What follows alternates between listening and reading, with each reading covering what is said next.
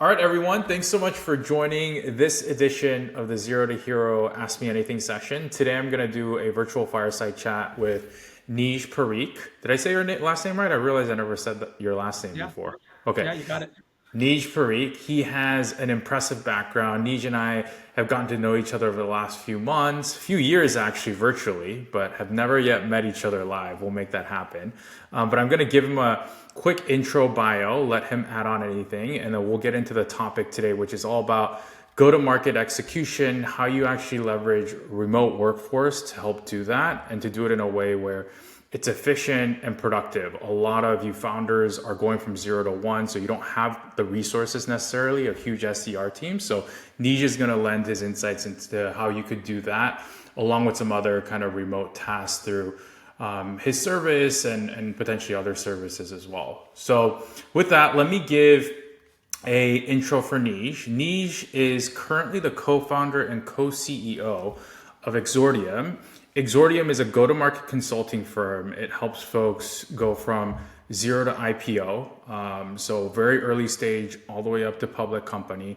Him and his co-founder have had a ton of experience. He's a two-time CRO across 2 unicorns and many more startups, so he understands what it's like to operate. But he's also been advising for quite some time.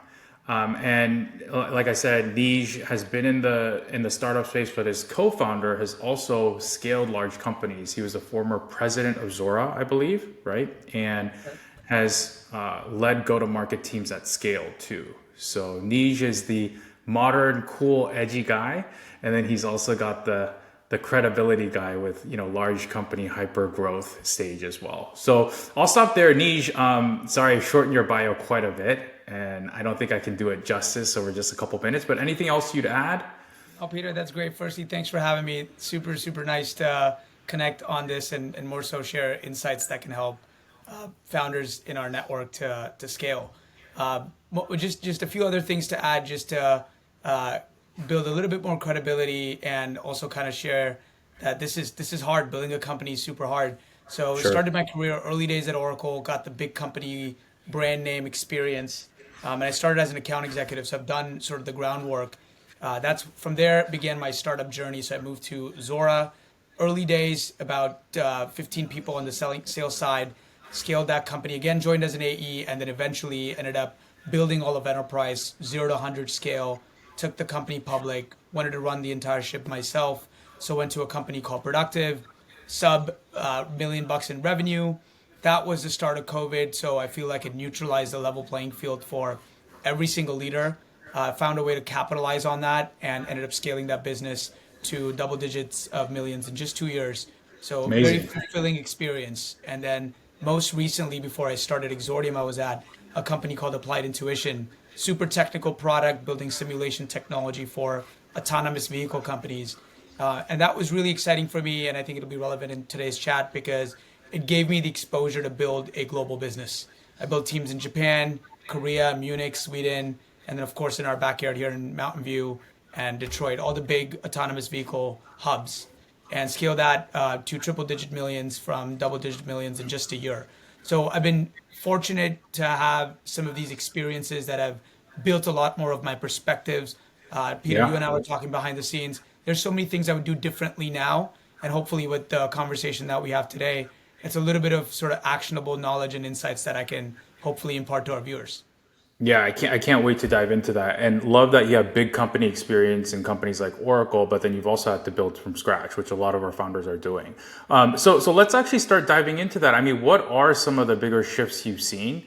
Exordium obviously like gets in there. You actually help on a fractional CRO basis too, but you also help build teams at scale. So I think we want to focus more on that, given a lot of founders are worried about top of funnel lead gen, right? So start to tell us about how that's changed since your days at Oracle and onto Productive, Applied Intuition, Zora. Like, tell us about, how you would do things differently on that side of things.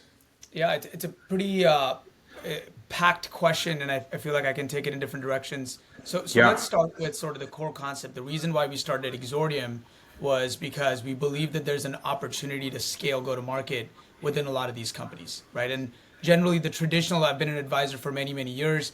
The traditional advisory doesn't work because I was an operator. So I'm not waking up thinking about my customers. Now I am. So it's different. And when we get engaged, we're getting deeply involved in the fabric of the company.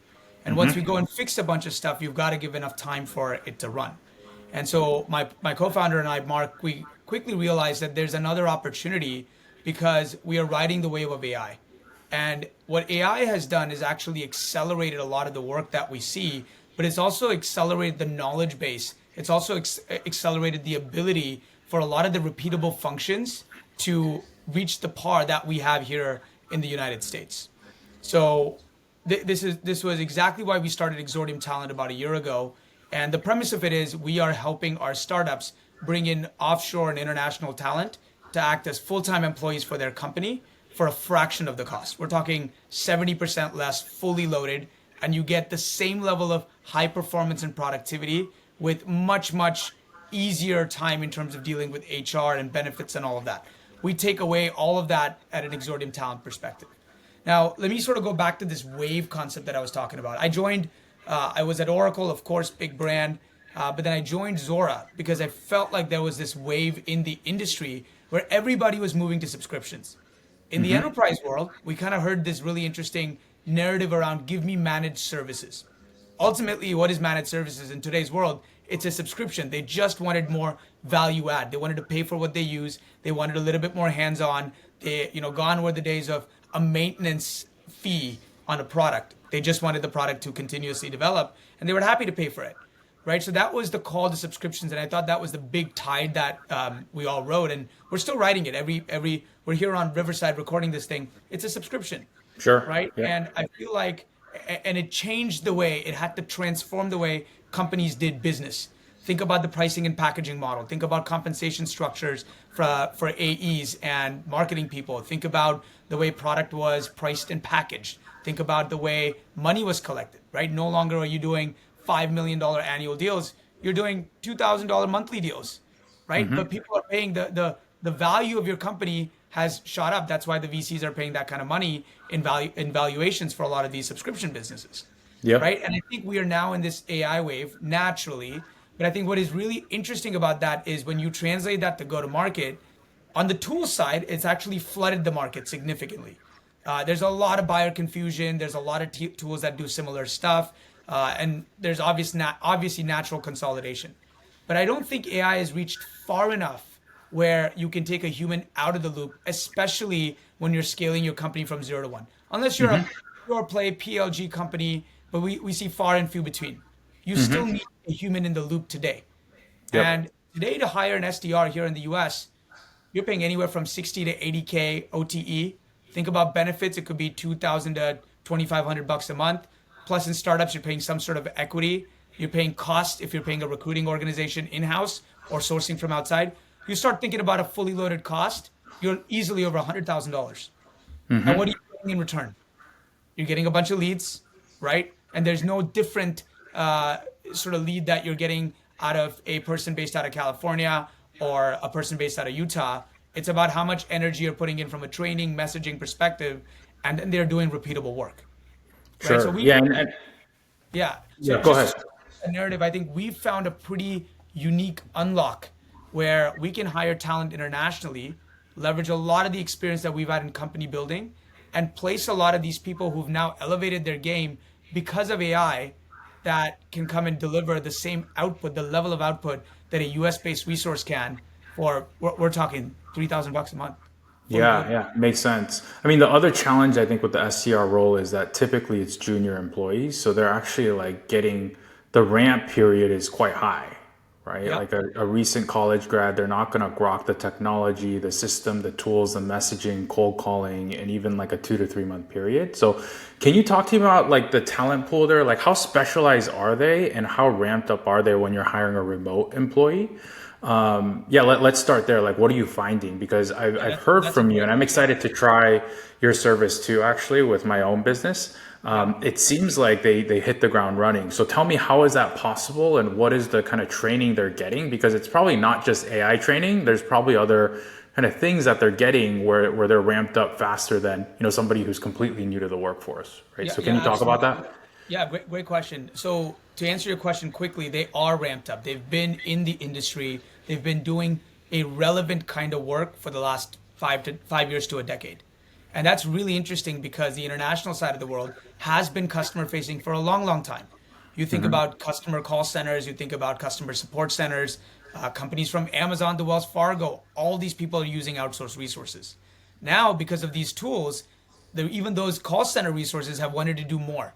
They wanted to be actively engaged in technology sales. So we have started to see this great talent pool rise internationally from an offshore perspective, where they have learned tools, right? And so much so that they're very familiar with tools like Apollo or Clay, LinkedIn Sales Navigator, driving automation through it.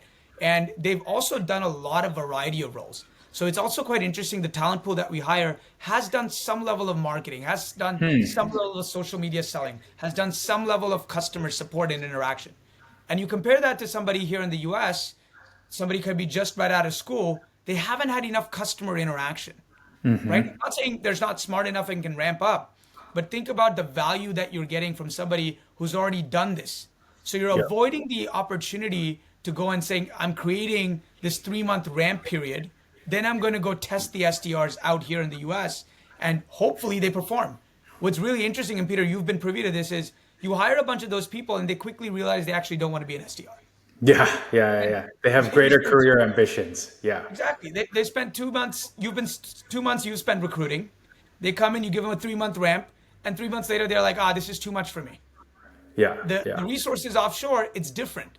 For them, it is the ultimate job, right? And they're very much used to being paid hourly. So they are delivering the 40 hours of work that sales leaders need. They are comped on essentially doing that time. And of course, hmm, we at Exordium, we care about high performance. So the promise to our customers is if they're not performing at a high clip, we replace that talent for you, right? So that onus is on us. It's on the talent. It's on the company to make sure that we can put the right people in there and make them super successful. yeah. I like what you said about the tools part as well because that's such a big part of the job. And when you and I were selling in our heyday, like Monday.com really wasn't a thing. That's Apollo right. was in its infancy, I would say. It was a true startup going from 0 to 1, so not a lot of people were using it.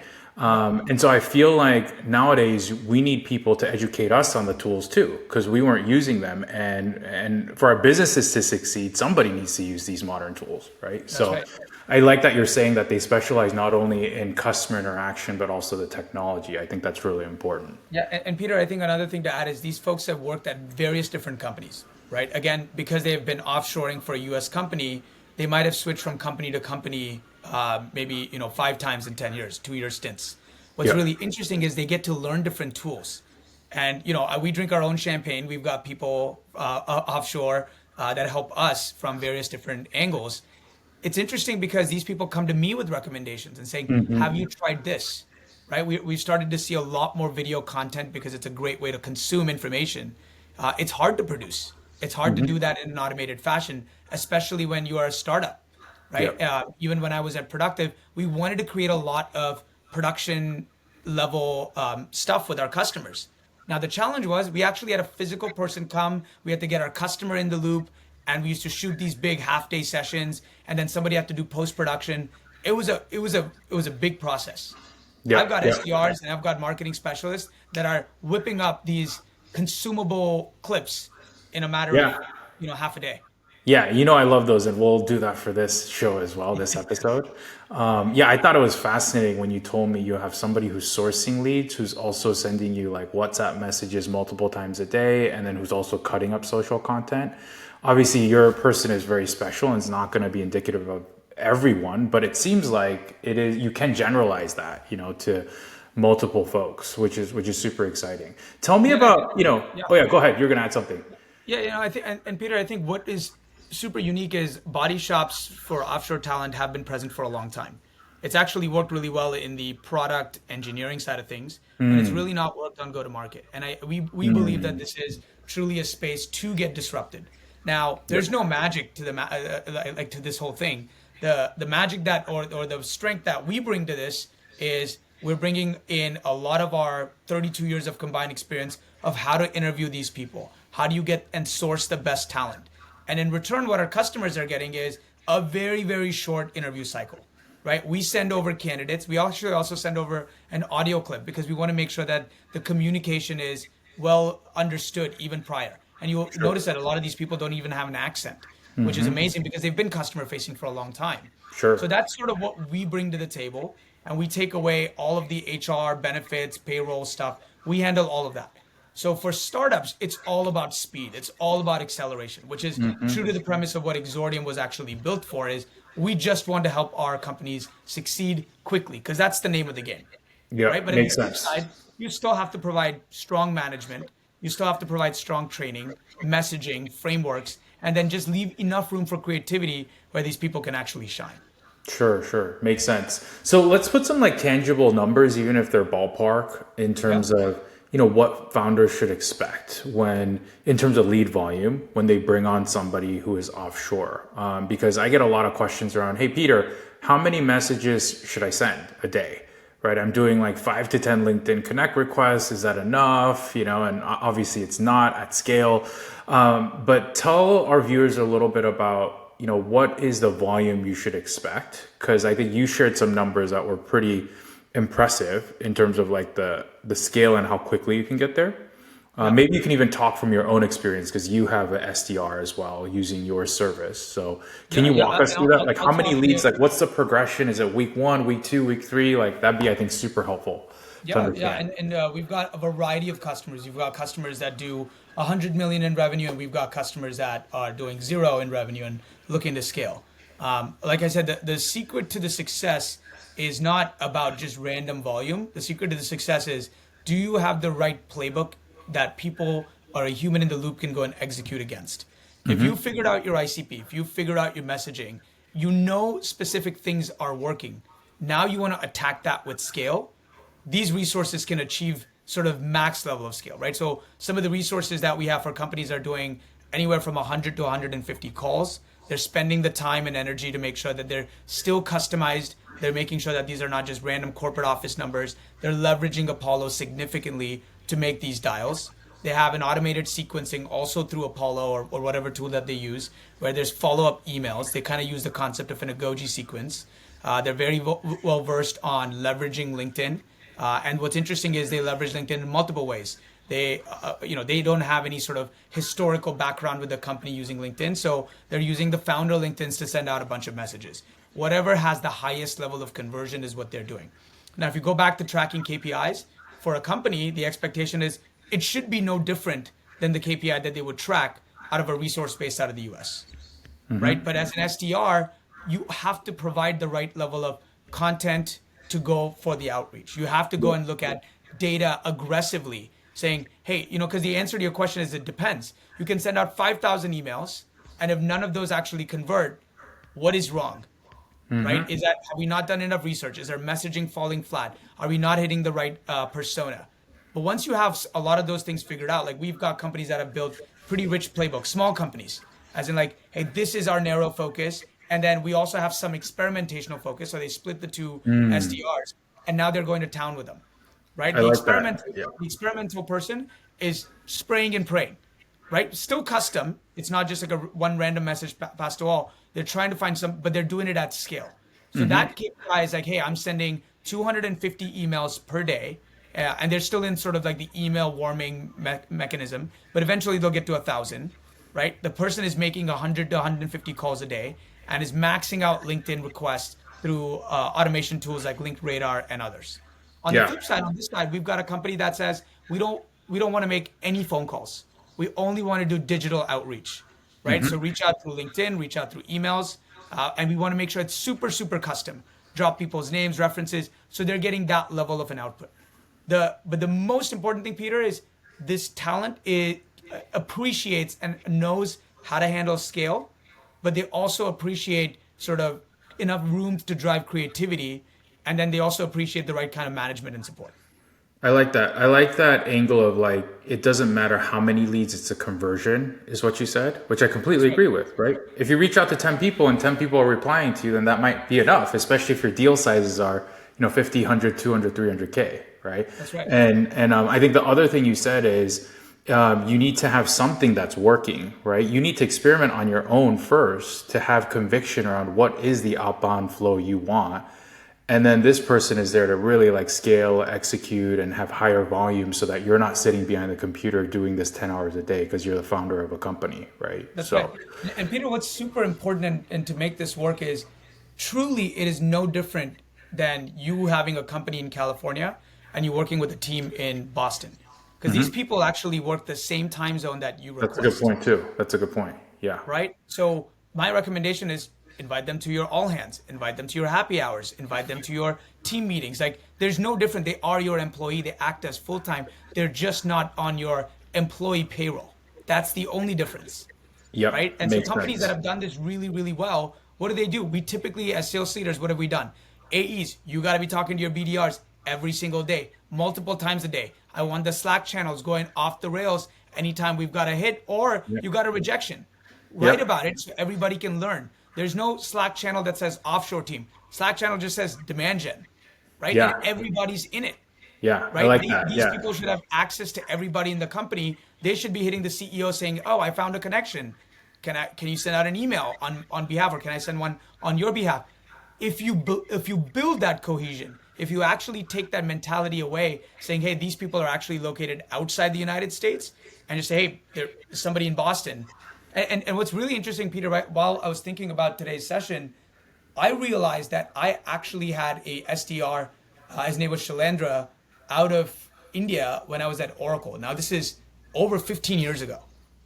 So the model isn't new. And I remember how I used him. He wasn't sort of entirely successful in the sense that he didn't have all these tools.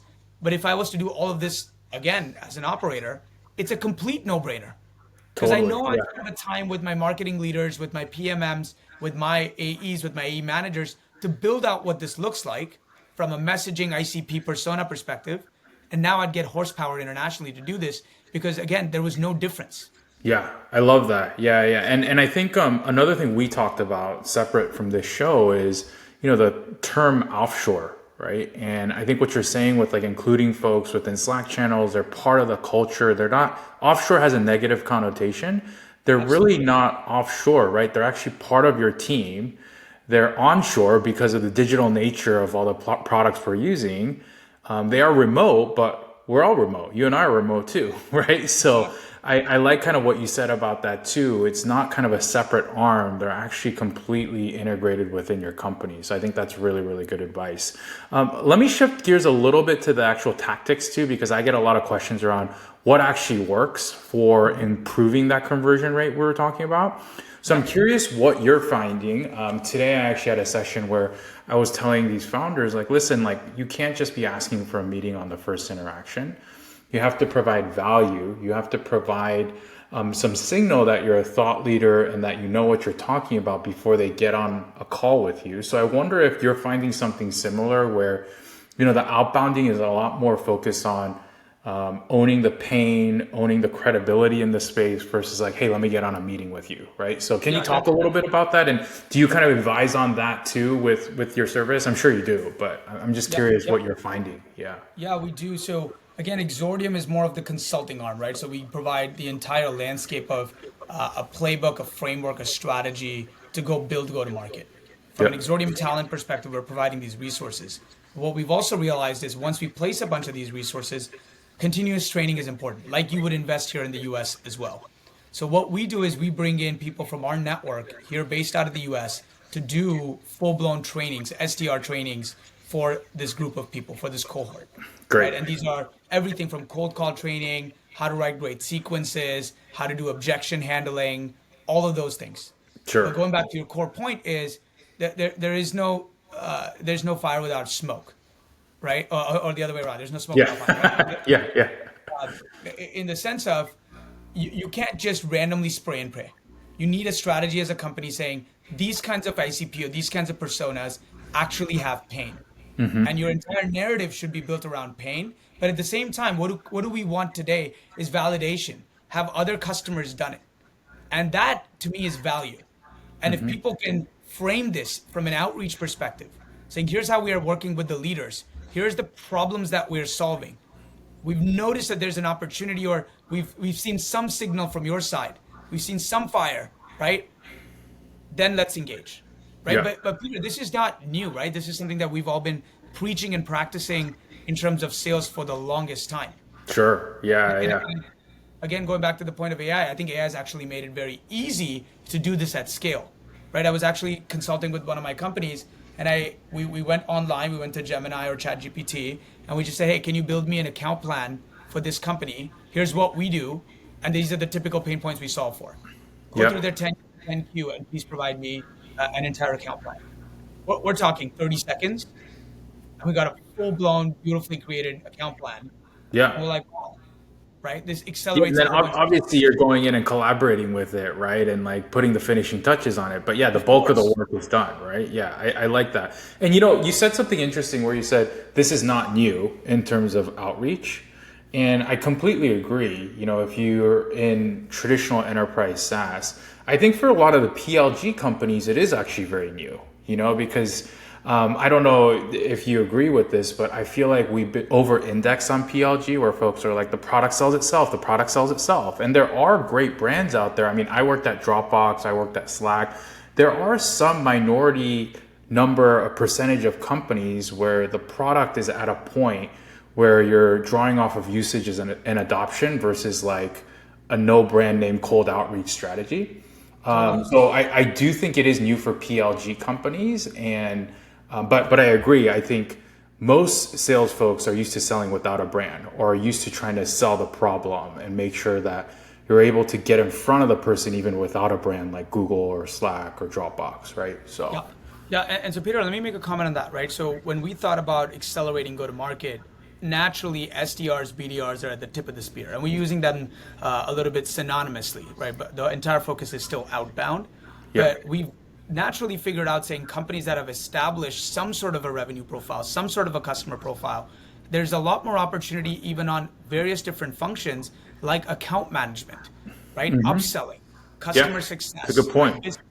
Like RevOps, like which is a new function, right? And sales ops. Yeah, Like we were blown away when we started this to see the kind of technical talent that's out there internationally, where I'm here paying $160,000, not fully loaded, just OTE, right, for a sales operations person, and I had to deal with just one sales ops person because as a company it was seen as a cost function. It wasn't seen as a revenue multiplier, right? And we yeah, all as CROs have had that challenge saying we want yes, to use these people as a cost, or sorry, as a force multiplier, but they are so inundated with the basic Salesforce setup, admin work with Gong and all these tools, they never get to step back and saying, hey, I was hired to think about strategic scale of the business. Now yeah. imagine if I gave you a resource for $3,000 a month that did all of that baseline work. So your actual person, the $160,000 person can actually do incredible work, which becomes a force multiplier. For me, that is the biggest unlock. Yeah, yeah. It allows like folks to do more strategic work that they were actually hired to do, right? Yeah. So I think that's a really good point. And also a good reminder that it's not just SDRs, right? I love that you have like even customer success, account management, even if you do have consistent inbound revenue, let's say, there's still a lot of administrative functionality and a lot of administrative roles that you could probably start to replace, right? That's Or even exactly it. hire more of because they cost less.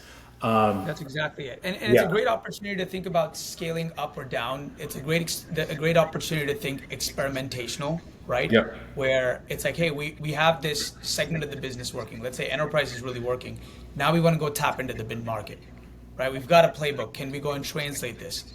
Can we do this in an inexpensive way, right? Because if you were to go and hire 4 SDRs, right, you take in 2 to 3 months of hiring time, you start putting this whole thing out, like it becomes a challenge, Yeah, totally, right? totally. Because your CAC goes up significantly. You're now thinking about just a longer term experiment because you can't just hire and fire a bunch of SDRs if you hired them on your payroll, Yeah. right? And no person in the US naturally wants to come and work as a contractor. And, Yeah. and, and Peter, you and I chatted about this earlier as well. We're also thinking about this quite differently than companies that offer SDR as a service, right? Like leads as a service. This is Yep. very different. Yeah, yeah. We're Unpack that offering a little bit. Yeah. Yeah, so we've all heard about companies like a Memory Blue, for example. I've used that in the past, right? And their goal is you contract with them, they get you a bunch of leads, and you move from there, right? In my conversations, personal experience, that model has just not worked, and it's not necessarily because it's not a workable model or these people are not committed. It's about time and energy that somebody here has to spend at the company to get them up level. Because the difference is the people within those companies aren't at your all hands. They're not at your team meetings. They're not doing one-on-ones with you. Yeah, they're They're not getting integrated. data, trying to unpack it, doing a bunch of outbound calls. Naturally, the success rate is not going to be there because these are SDRs. Now, if I give you an employee that you get to spend every single day with, you get to do stand-ups with, they're integrated in your Slack, they understand the all hands and the message from the CEO, they see customer wins, they see who the best AE is, and they get to do what any employee would do is, hey, I want to reach out to the best AE and figure out what's working, what's not working. I want to be talking to my AE multiple times a day. If you can create that environment, they're naturally going to be a lot more successful. And again, Totally. we're doing this for even cheaper than what these companies have offered Yeah. as a US-based SDR or lead as a service. I love it. Well, I'm sold. You sold me very effectively. So I'm excited to get going. And I'm already introducing a lot of founders to you, or I'm at least talking about you to a lot of founders. And hopefully those will turn into conversations. A lot of what I preach to is be honest about the gaps and improvement areas of your product, right? That's what I tell my founders. Like, it's all about expectation setting.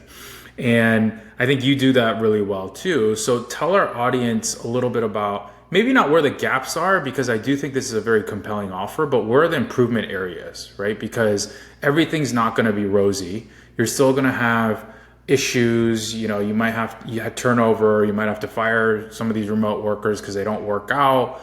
So where are there areas where you're like, oh, I can see in like the next 1, 2, 3 years where some of these annoyances will be addressed? So Great question. can you talk about that? Because I'm sure there's challenges to putting this model into practice. I love the question because if we step back and the premise of why we're building this, we are trying to disrupt traditional ways of how go-to-market is done, right? We want to empower CROs, CMOs, CCOs to be able to scale the things that the board is asking for them.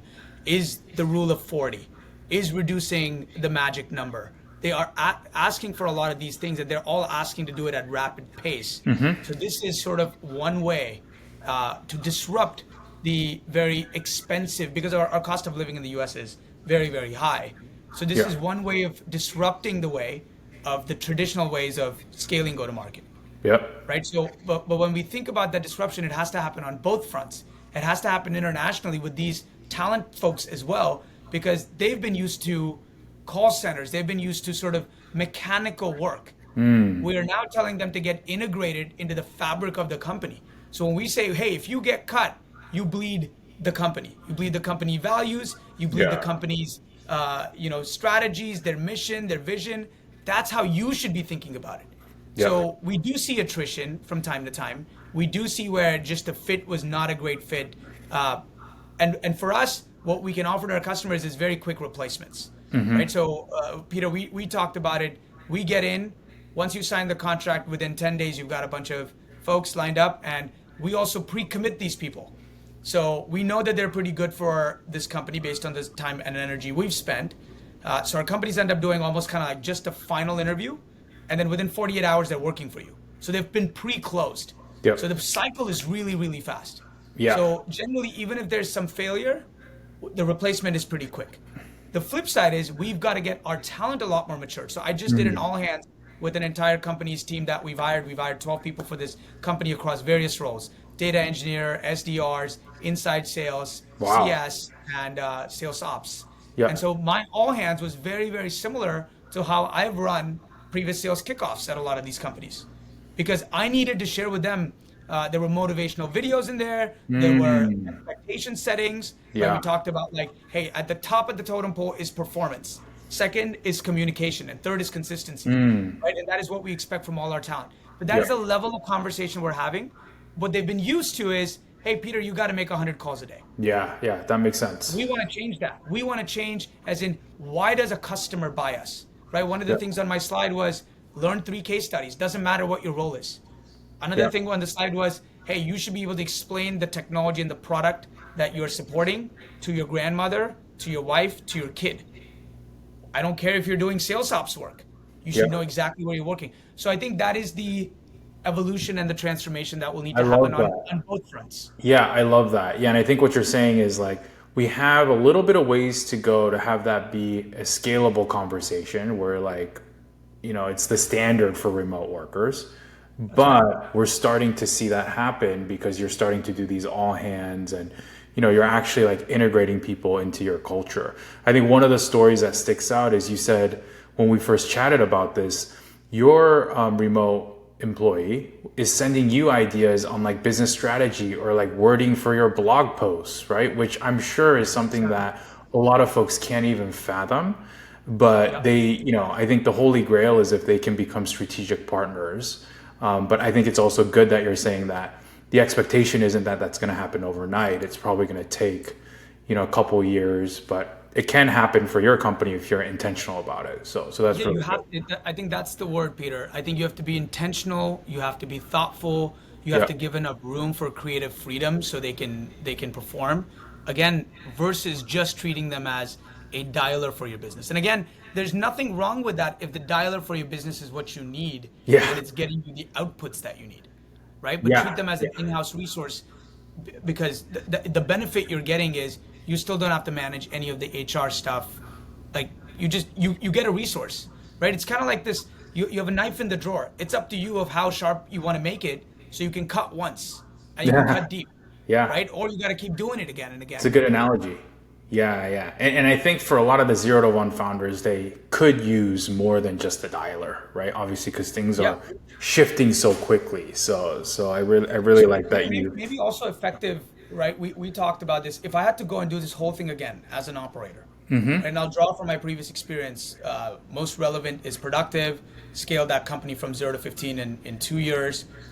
We did 90% of our business outbound, not by choice, but it was because we went through 5 different marketing leaders that churned out for various reasons. So we never really had a marketing strategy that lasted for a long time that created this amazing opportunity for inbounds. So as CRO, I had to figure something out. We had to scale, Yeah. right? And this was the start of COVID. We were having a lot of pressure from that perspective. And so I did build a very, very robust outbound engine. I had full cycle AEs. I had SDRs, some SDRs I had to eventually promote. I had to fire a whole bunch of people through that entire journey. If I had to do that all over again, one thing that was consistent was my approach, my leadership, my frameworks, the way I analyzed and checked on KPIs, right? How religious my one-on-ones and feedback sessions were, how religious my interactions with my ops team was. All of those things were constant. Now, even if I put a monkey in the middle, I think we would have been able to perform. You know what I mean? Yeah, yeah. Egregiously saying that sometimes, and the reason why we don't think AEs need to be offshore is because we do want people here. We want to go back to the core of what selling is you want somebody physically in your office from time to time to put a face to the name and, Yeah. and And make you sure want that they've people got your back. to, yeah, you want people to get on jets, right? And meet people in person too, right? So, Exactly. And they yeah. want to be there as like your partner and you're at a conference and they want to walk you through specific booths or areas like that level of interaction cannot be achieved from this internet. And we very much realize that. Right? But if I had to go back and do this whole thing again, gosh, I think I would have been able to scale that business 2 to 3 times more. Yeah, I completely agree. And it's not to say I've had great SDRs come through my teams, like, SDRs that have gotten promoted quickly. But if you think about what if they didn't come in through the SDR route, like they still could have been very successful, in my opinion. There was nothing really Absolutely. about the role that was necessary, in my opinion, to be an amazing account executive other than like teaching about grit, like consistent, persistent, what's the word? Persistence, Yeah. grit, hunger, all those obviously you gain, but I think there's a way you could do that without saying you have to start as an SDR, right? Do you agree with that? Yeah, I agree. And I think this also puts pressure on the people that are graduating from school, right? Where they have to up level their game. I'm not saying the game of US based SDRs has disappeared. right? It's still there. Maybe there's a combination. Maybe there is the nirvana state is it's the blend of both worlds, Sure. Yeah, yeah, right? yeah. There's a hybrid model too. Yeah. But it saying, hey, if you're making $100,000, you got to give me a big output because my CAC with you in the mix is so much higher. Yeah. So what else do I get by you being in here? Do my deal sizes change? Do the Yeah. deals Yeah. that you get me into get accelerated? Sure. Right? What is it, right? Or am I hiring an comparatively inexpensive AE because you're going to get promoted and do more? But as you and I both know, is it's like picking the right SDR that will become the AE is like a needle in a haystack. Oh, totally. That's Totally agree. not the right approach, Yes, right? yes, completely agree. Especially because a lot of these folks want to pivot to sales ops or marketing or demand gen or something else, right? So completely Exactly. agree. Well, this has been awesome, Neej. I think we'll start to wrap this up. I've learned a ton from this conversation. Thank you for walking us through, the benefits and some of the expectation setting, the opportunities of hiring a remote workforce. Really appreciate that. How do people get in touch with you? Obviously, I'm going to put your LinkedIn in the community. What else do you have in terms of how people can stay in touch? I'll get people to follow your LinkedIn, hopefully, all of that Yeah. good stuff. But any other final words of wisdom and ways that folks can get connected? Yeah, just to get connected, visit exordium.com. It's the ends with an OM, not a UM. Common mistake. My email is neej at exordium.com. Please reach out. Reach out via LinkedIn. Keep it casual. Happy to have a conversation, understand your needs. It's not for everybody. It's also about the right timing. We also want this to work. Only sort of piece of advice or input is the name of the game is acceleration, right? That is what you need in order to win. That is what you need in order to succeed. So anything that you can do, don't forget the premise of what a startup is. You get an opportunity, make a lot of mistakes. You get to fail fast. You've got capital. Make sure you leverage it effectively to accelerate, and don't fall into sort of the traditional traps of what go to market used to be, saying, "Hey, I need to get two SDRs in the US, try it out. I need to get like." We're in the world of full cycle AEs. People need to generate their own leads. People need to close what they kill, right? Or kill what they close. Like we are in that world. It's all about acceleration. And then the second piece of information is use data effectively, right? We have a lot of tools that spit out data, but we still have very traditional ways of building a business. So leverage data, change things often.